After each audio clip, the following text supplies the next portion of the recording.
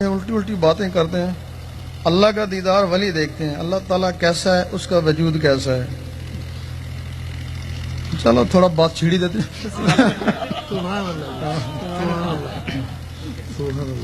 تیرا شاہی میرا شاہی. اس دنیا میں کئی ولی آئے دیدار والے. اب جس ذکر کا وہ اسم کا ذکر کرتا تھا وہی اس میں نور آیا,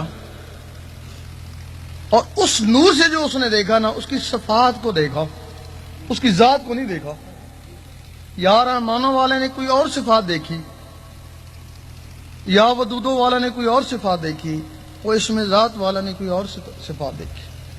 اس نے کہا اللہ ایسا ہے, اس نے کہا ایسا ہے, اس نے کہا ایسا ہے. پھر اللہ نے کہا ایسا کہو نور کا گولا ہے بس.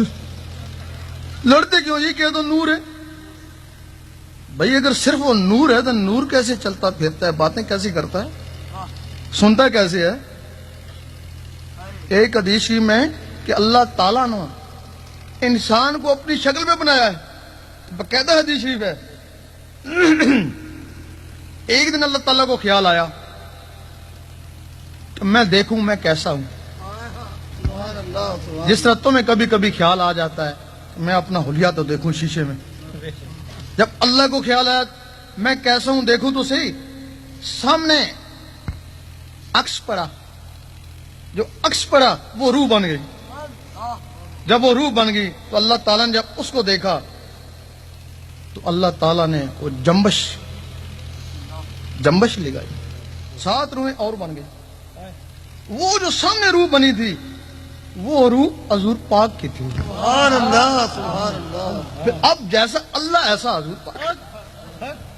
اب پھر وہ 7 سلطانیں بھی ہیں, پھر جیسے حضور پاک ویسے وہ سلطانیں بھی. اب رہا سوال, لوگ کہتے ہیں کہ اس کی شکل ایسی تھی, اس کی شکل اور تھی, حضور پاک کی اور طریقے سے تھی. یہ دنیا میں جو آئے نا, یہ جو وجود ہیں جس ان کی شکلیں علیحدہ علیحدہ ہیں, لیکن ان کے اندر جو روح ہیں ان کی شکلیں تو ایک ہی ہیں. نہیں سمجھے, ان کی شکلیں ایک ہی ہیں.